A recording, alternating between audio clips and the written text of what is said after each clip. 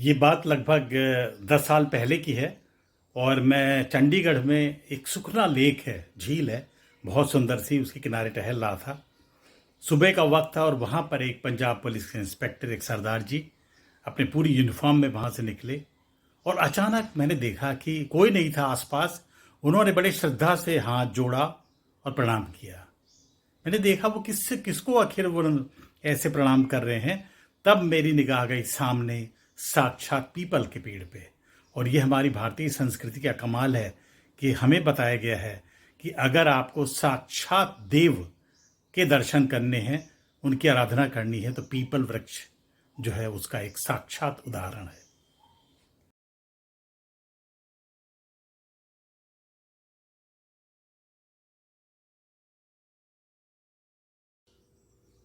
दुनिया के बहुत सारे प्रमुख देश जैसे जापान है, साउथ कोरिया है, चाइना है, कंबोडिया है, वियतनाम है, श्रीलंका है, इनमें एक चीज जो बड़ी कॉमन मिलती है वो ये है कि यहाँ के बहुत सारे लोग बुद्ध धर्म के अनुयायी हैं, बौद्ध धर्म के अनुयायी हैं। और भगवान बुद्ध को जो ज्ञान मिला था, आपको शायद याद होगा, वो वृक्ष जो था जिसके नीचे बैठ के उनको ज्ञान की प्राप्ति हुई थी, वो पेड़ कोई और नहीं बल्कि पीपल था। अगर आप बिहार के बोध गया में जाएं तो आप उस पीपल के साक्षात दर्शन कर सकते हैं। और जब आप जहाँ जाएंगे वहां पर देखेंगे तो वहां सैकड़ों लोग जो दुनिया के विभिन्न देशों से आते हैं, वो हर दिन वहां बैठ के ध्यान करते हैं, पूजा करते हैं, इस उम्मीद में कि शायद उन्हें भी ज्ञान की प्राप्ति हो, जैसे महात्मा बुद्ध को एक दिन हुई थी। अब मैं आपको बताऊं, अगर रामायण को देखें आप, तो रामायण में एक खास बात कही गई है, वो ये है कि पीपर पात सरिस मंडोला, यानी जो मन है हमारा वो पीपल के पत्ते की तरह चंचल है, यानी बड़ी तेजी से वो घूमता रहता है, इधर से उधर कहीं चला जाता है। अभी हम आप सोच रहे हैं 1 सेकंड में हम अमेरिका पहुंच जाते हैं, जापान पहुंच जाते हैं। तो इस बात का सीधे लिंक है कि ये पेड़ दुनिया का सबसे ज्यादा ऑक्सीजन देने वाला पेड़ कैसे है। आपको जान के ताज्जुब होगा कि एक छोटा सा जो है जनरेटर बनाया गया है, और वहां पर वो विंड मिल आप कह लीजिए, बल्कि तो जो विंड मिल है वो पीपल के पत्ते की तरह छोटे छोटे हैं, और जरा सी हवा में भी वो मूव करते हैं, और जिससे एनर्जी या बिजली का उत्पादन होता है। तो आप देखिए इतना विलक्षण पेड़। और आपको अभी थोड़े दिन पहले दिवाली आई थी, आपने दिवाली में रामलीला जरूर देखी होगी। और किसी रामलीला में क्या आपने कभी देखा, क्या आपने सुना, चाहे टेलीविजन पे हो चाहे आपके आसपास के शहर में हो, कि जब राम लक्ष्मण सीता जी अयोध्या छोड़ के वनवास के लिए निकले थे, तो वो जंगल जंगल भटकते हुए 14 साल उन्होंने बिताए थे। और जब वो रावण को मार के वापस आए तो उन्हीं के याद में एक महान ये दिन था कि जब भगवान राम की वापसी हुई अयोध्या, तो उनकी याद में ये दिवाली का उत्सव मनाया जाता है। 14 साल जब जंगल में राम लक्ष्मण सीता जी रहे, तो क्या आपने किसी टेलीविजन की रामलीला में या वास्तविक रामलीला में कहीं सुना कि रामचंद्र जी बीमार हो गए हो या सीता जी बीमार हुई हो, और जब अयोध्या आए हो तो पता लगा रामचंद्र जी का ब्लड प्रेशर बढ़ गया हो, या लक्ष्मण जी को किडनी में स्टोन हो गया हो क्योंकि वो झरने का पानी पी रहे थे, या सीता जी को आर्थराइटिस हो गई हो? तो ऐसा नहीं था। तो वो सीक्रेट क्या था जो उनको एक अच्छा जीवन दे रहा था, 14 साल तक स्वस्थ जीवन। और तब तो आजकल की तरह all India institute of medical sciences या प्राइमरी हेल्थ सेंटर या नर्सिंग होम्स, ये बड़े बड़े हॉस्पिटल की चेन नहीं हुआ करती थी। वो सीक्रेट क्या था? वो सीक्रेट का वर्णन आता है पंचवटी के 5 पेड़। पंचवटी यानी 5 पेड़, और उसमें जो 5 पेड़ हैं उनके मैं नाम आपको बता देता हूं: पीपल, बरगद, बेल, अशोक और आंवला। अब मैं सिर्फ पीपल से बात करना चाहूंगा, वो ये है कि दुनिया का सबसे ज्यादा ऑक्सीजन देने वाला पेड़ जो पीपल है, वो पंचवटी में पूरब की दिशा में लगा था, पूर्व दिशा में लगा था। क्यों लगा था पूरब की दिशा में ही? दक्षिण में लगा सकते थे, पूरब में के बजाय वो पश्चिम में लगाते।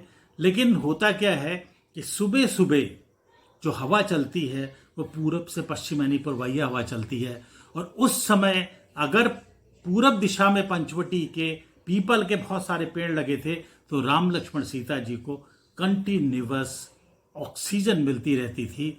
और ये एक मुख्य कारण था उनको स्वस्थ रखने का, उनको अच्छा रखने का, उनकी इम्यूनिटी स्ट्रांग करने का। अगर आप औषधि गुणों के बारे में जाएं तो पीपल के बारे में बहुत सारी चीज़ें आपको मिल जाएंगी। वो ये है, कॉन्स्टिपेशन में नहीं, अपच में ये बहुत फायदेमंद होता है। हार्ट में एक ऐसे आदिवासी से मिला और वो खजुराहो के आसपास के जंगलों में मुझे मिले। उन्होंने बताया कि उन्होंने 500 लोगों के जो हार्ट में ब्लॉकेट होता है उसका उपचार पीपल के पत्ते के काढ़े से किया है। हालांकि इसका मेडिकल एविडेंस तो मेरे पास नहीं है, लेकिन हाँ, उन्होंने बताया मुझे, जो उन्होंने जानकारी दी उस आदिवासी ने, कि 500 लोगों को लगभग उन्होंने सही किया है। तो आप सोचिए पीपल में कितनी विलक्षण गुण हैं। और एक और बात आप देखिए कि पीपल ऐसा पेड़ है जिसमें बहुत सारे पक्षी रहते हैं। अगर आप मोर को देखें तो मोर का प्रिय निवास स्थल पीपल का पेड़ होता है, जहां वो आराम से रहता है। छाया आपको मिलती ही है। पीपल के जो फल होते हैं, आपने देखा होगा, छोटे छोटे गोल गोल, उनसे हजारों चिड़ियों को खाना मिलता है। तो इतनी बढ़िया चीजें आप सोचिए प्रकृति ने हमको दी रखी है। विटामिन के का एक बहुत बड़ा स्रोत है पीपल का पेड़, इसमें होता है। हमारी डायबिटीज में भी बहुत प्रभावी है। और सबसे खास बात क्या है कि मैं आपको एक और बात बताना चाहूंगा कि अक्सर आपने देखा होगा भारतीय संस्कृति में कहा जाता है, हम आप सबको बचपन से बताया जाता है कि भाई पीपल का पेड़ काटना नहीं है। और ऐसा करने से क्या होता है कि आप अपने पूर्वजों को कष्ट दे रहे हैं। उसके पीछे सिर्फ एक ही मान्यता है कि हम ऐसे पेड़ को छुए भी मत, उसको कहीं से नुकसान न करें, जो दुनिया का सबसे ज्यादा ऑक्सीजन देने वाला पेड़ है। अब कोरोना काल में आप देखिए कि जहां ऑक्सीजन, यानी आपने देखा होगा कि खासकर वो मरीज जिनको सांस लेने में दिक्कत होती है तो बड़े क्रिटिकल स्टेज में पहुंच जाते हैं कोरोना में। और कई बार तो अगर थोड़ी लापरवाही हुई, उनको सही टाइम पे वेंटिलेटर की सुविधा ना मिली, तो उनकी मौत भी हो जाती है। तो ऐसे समय में आप सोचिए प्रकृति का दिया हुआ ये विलक्षण पेड़ हमारे बीच में है, और हम आज इन पेड़ों को, भारतीय पेड़ों को भूल के दूसरे पेड़ लगा रहे हैं। तो मेरी आपसे करबद्ध प्रार्थना है। और एक और आपने बात सुनी होगी, अक्सर ये कहा जाता है ना कि भाई घर में पीपल का पेड़ नहीं लगाना है। उसका कारण बड़ा सीधा सा है, क्योंकि जब ये इतनी ऑक्सीजन देता है तो जाहिर सी बात है इसकी फोटोसिंथेसिस रेट भी बहुत ज्यादा होगी, और उसके लिए इसको बहुत ज्यादा कार्बन डाइऑक्साइड और पानी चाहिए। और पानी की खोज में इसकी जड़ें बहुत दूर तक चली जाती हैं, यहां तक कि कुछ लोगों ने बताया कि आपको ये 2-2 फरलांग तक इसकी जड़ें पहुंच जाती हैं। तो ऐसे में क्या होता है कि जब ये जड़ें बढ़ती हैं तो अगर आपके मकान के आसपास ये लगा है तो आपको नुकसान कर सकता है। इसलिए जो पार्क हैं या ओपन स्पेसेज हैं, जैसे आपने देखा होगा जो पूजा स्थल होते थे, जहां पे काफी बड़ा ग्राउंड होता था, वहां पीपल के पेड़ लगाए जाते थे। तो ये कारण है, साइंटिफिक रीजन है कि एक व्यक्ति जो पढ़ा लिखा नहीं होता है, जिसको साइंस की एबीसीडी नहीं पता है, जिसको फोटोसिंथेसिस नहीं पता है, जिसको ऑक्सीजन एमिशन नहीं पता है, लेकिन वो अनपढ़ व्यक्ति भी सुबह सुबह नहाने धोने के बाद पहला काम करता है, एक लोटा जल ले जाके पीपल में चढ़ाता है, भगवान को पूजा करता। मैं आपको एक छोटा सा वाक्य बताऊं। मैं चंडीगढ़ में था और वहां पर एक सुखना लेक है बड़ी मशहूर। सुबह का टाइम था, मैं वॉक के लिए वहां गया हुआ था, और वहां पर एक बहुत विशाल पीपल का पेड़ था। थोड़ी देर बाद मैंने देखा वहां पर पंजाब पुलिस के एक इंस्पेक्टर, एक सरदार जी वहां से गुजरे, और जैसे ही पीपल का पेड़ सामने आया, उन्होंने दोनों हाथ से ऐसे हाथ जोड़ के श्रद्धा से नमस्कार किया इस पीपल को।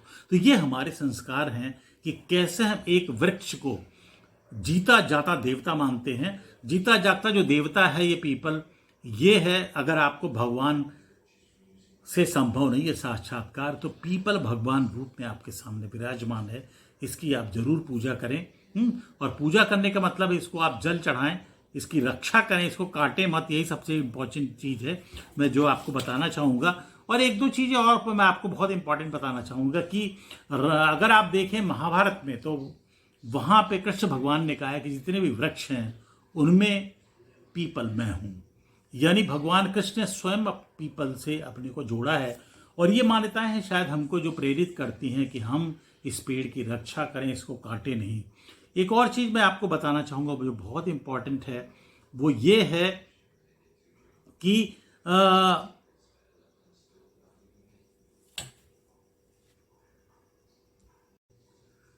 हमारे लोक गीतों में अगर आप किसी प्रदेश का लोक गीत सुने चाहे वो उत्तर प्रदेश का हो, बिहार का हो, हरियाणा का हो, वहाँ हमेशा पीपल की महत्ता के बारे में गाने गाए गए हैं। और आपको बताया गया है, एक हरियाणा का मैं आपको अभी दिखाऊंगा छोटा सा एक वीडियो क्लिपिंग, तो आपको पता लगेगा कि हमसे कहा जाता है उस लोकगीत के माध्यम से कि पीपल का या बरगद का पेड़ को कभी काटना नहीं चाहिए।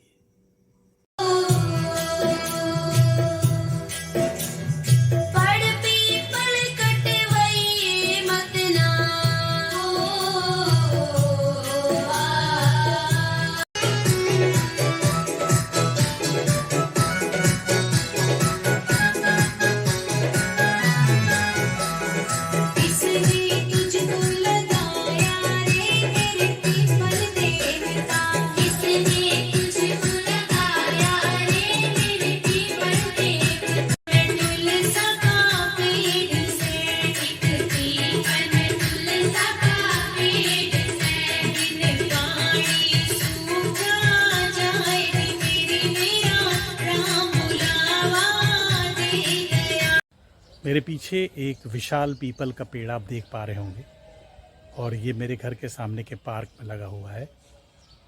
पीपल से बहुत सारी यादें जुड़ी हैं। मुझे याद है जब मैं पैदा हुआ तो मैं एक छोटे से शहर में रहता था जिसका नाम रायबरेली है, और वहाँ एक बड़ी पुरानी कोठी हुआ करती थी, और वो जो कोठी थी वो 40 से 50 कमरे की बहुत बड़ी कोठी हुआ करती थी। और वहाँ पर उस कोठी के ठीक सामने एक पीपल का पेड़ लगा था। तो जब मुझे किसी ने बताया कि पहले ज़माने में पीपल के पेड़ को पूरब दिशा में लगाया जाता था, तो मुझे बड़ी क्यूरियोसिटी हुई जानने की। और वाकई जब मैंने उस कोठी के मुख्य द्वार, पीपल का पेड़ और सूरज में सुबह सुबह देखा तो एक सीधी लाइन खींचती हुई नज़र आती थी। यानी कि हमारे पूर्वज कितने बढ़िया उनको ज्ञान था, कितना अच्छा उनको जानकारी थी। और उसका कारण आपको बताएं क्या था। कारण ये था कि पूरब दिशा में अगर पीपल लगा होता है तो जो उससे निकलने वाली मैक्सिमम ऑक्सीजन है, आपको पता है कि पीपल का पेड़ दुनिया में सबसे ज़्यादा ऑक्सीजन देने वाला पेड़ है, तो वो सारी ऑक्सीजन निकल के हम तक पहुँचेगी। मुझे 80 का वो दशक याद है जब दिल्ली में प्रदूषण की हालत इतनी बदतर हो गई थी कि दिल्ली दुनिया का नंबर 1 प्रदूषित शहर बन चुका था। और उस समय कनॉट प्लेस में, जो जहाँ पर आज जिस समय आप राजीव चौक देखते हैं, मेट्रो स्टेशन है, वहाँ पर कनॉट प्लेस में पालिका बाज़ार के चारों ओर पीपल के पेड़ लगाए गए थे। लेकिन मज़ेदार बात थी कि उनको लगाने वाला जो था वो अमेरिका का एक बैंक था, भारत नहीं था। और एक और चीज़ मैं आपसे बहुत इम्पोर्टेंट शेयर करना चाहूँगा इसी के बारे में, कि ये सामने आपको थोड़ा सा दूर पे अभी मैं आपको दिखाता हूँ, और ये एक आपको एक और पीपल का पेड़ नज़र आ रहा होगा। ये जो पीपल का पेड़ है ये मैंने स्वयं लगाया है अपने हाथों से, और अभी बड़ा हो रहा है। मैं शायद आपको और बढ़िया दिखा पाऊँगा अभी।